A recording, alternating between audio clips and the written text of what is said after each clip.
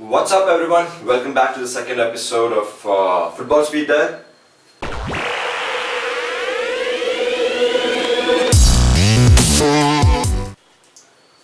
In today's episode we're going to be looking into the basics of how the football structures are around the world. Next up we have the League Cup preview. Next we have the league matches review around the countries. And I think I like this background a bit, so let's stick with it for the time being. And let's get on with it. First up, shimmy or dummy. So since I was really young, people have always asked me how do I follow football, like where do I start, how does the whole thing work, why do they play on Wednesdays, why do these guys play on Thursdays, why do they play on Fridays, like what's the structure, what is happening in this world, like what's the regular norm of the footballing world. So I thought maybe I can help make this series where I teach the person, like I've already said in the first video. For that you can click down in the description, there will be a link to the first video. Then warming up, so that beginning from the basics, every city around the world has more than 20 to 30 football clubs, the ones who are professionally registered. These are not amateur clubs, these are professionally registered clubs. These clubs report to their respective regional FA. FA is Football Association. These FAs, which are regionally named to their BDFA, which is Bangalore's Division in Football Association, then there is their respective cities. They report to their country's FA, which will be the AIFA in India. Then these countries, everyone all around the world, every individual countries, they link up to their continents. For example, we have the AFC, which is the Asian. Then there is the European, which is UEFA. Then there is the African, which is probably some African something like that. Yeah, okay. Then there is the North American. Then there is the South American. I think more North America and South America have been clumped into one of them. Maybe there is a regional thing like USA or something. I don't know. I'll just let you know about it anyway. And then there's of course Australia, which is included in the Oceania division. So yeah, all of them report to FIFA. FIFA, which is the overall the world head of all footballing activities around the world. Be anything connected to football, which have to be FIFA authorized or FIFA approved, I would say. And that is the basic structure of it. So all these registered clubs have their own divisional levels. For example, the lowest division will be the Division D or Division E or Division F or League 1 or League, whatever, League 5, League 4, something like that, depending on the country and their terminology. Rising up, it will be Division D, Division C, Division B, Division A, Division Super Division, and then there is the I-League. This is the Indian structure, whereas the English structure would be different. League, non-league football, league football. Okay, in league football there is the League 3 football, League 2, League 1, then there is the Championship, then there is the Elite English Premier League. So all these teams have their games on Saturdays, Sundays and Fridays. In other words, the weekend. So when these teams are playing games against teams of their own country, it is domestic football. The 20 teams in Premier League, the bottom 3, the last 3 are relegated to the below team, which will be the Championship. And the 3 teams in the Championship, the top 3 teams, will be promoted. So this is happening in all the leagues, so that there is a injection of new teams, injection of new personnel, injection of new faces into the new league, in the higher leagues, and everybody gets a taste of the Premier League. So you got the basic structure, right? Every country in the world has a league system, League 1, League 2, League 3, 4. Teams getting promoted, teams getting relegated, right? This is for domestic football. Let us stick to domestic football for the first episode. Second episode, a little more. Moving on.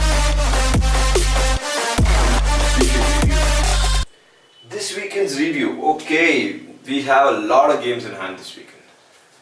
The Premier League is kicking off, but with not some big teams playing.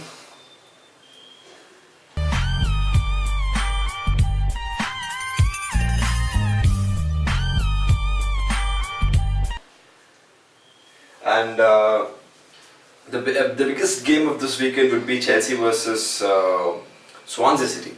Chelsea will be looking to how to tackle Paul Clement, and Paul Clement will be looking only for survival. As of now, he needs to get as many points as possible, get out of the relegation zone, make it. Then there is the big elephant in the room. I think we have to address the elephant in the room of this weekend. We have the game. Second title for United if they win it. Manchester United versus Southampton for the League Cup finals. Yeah, everybody says nobody gives a shit about the League Cup because it's but it is a very important club. It is maybe not not one of the FA Cups or maybe not the Champions League Cup, but it is a cup, and it's a very important cup for teams like United, which are building up right now, which are in the phase of coming out of their coming up under a new manager to build confidence. They've made some big ass signings, and these signings have to be justified with the trophy, and they've already done it with the Community Shield. Okay, I'll accept that's not a trophy at all. Okay, then this is one of the other opportunities, and they're doing pretty good in their FA Cup finals, which they have a game against Chelsea. Interesting. Then their Europa League campaign is going good too. They won against Etienne. Let's see. Okay, this is a very turnaround moment for United. Equally with Southampton. Southampton have recently lost their star player Virgil van Dijk to injury, and he is not expected to return this season. The man who was their rock solid centre back, and they've lost Jose Fonte to West Ham. So basically, the top two first starters are out of the game. Let's see how Claude Puel deals with this. And they have no lack of talent in their attacking field because of Dusan Tadic. They have just too many players right there.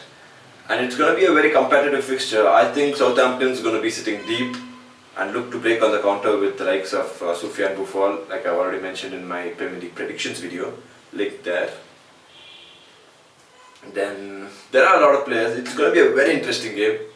I just feel it will be probably if it's an end-to-end game, United will have the upper hand. Though they're missing Mkhitaryan due to an injury during the Europa League. They'll be having the regular team starters. Martial probably starting on the left, Mata on the right, Pogba in the middle with Ander Herrera, and depending will it be Schweinsteiger or Carrick. I'm hoping to see Schweinsteiger. Let's see how it goes. Zlatan up front, and the usual back four of Smalling, Bailly, Valencia, and I would say he's going with the Daily Blind on the weekend. Yeah, Daily Blind. Okay. So yeah, that's sorted right now, and we have some very interesting fixtures in the Indian scene this weekend. At the start of the season, everybody thought it was Bengaluru's trophy to lose this year, and lose they did. 3 games on the draw, 4 games on the draws, and now they face the table toppers, East Bengal, at home, and Robin Singh is coming back. It's going to be a crazy game.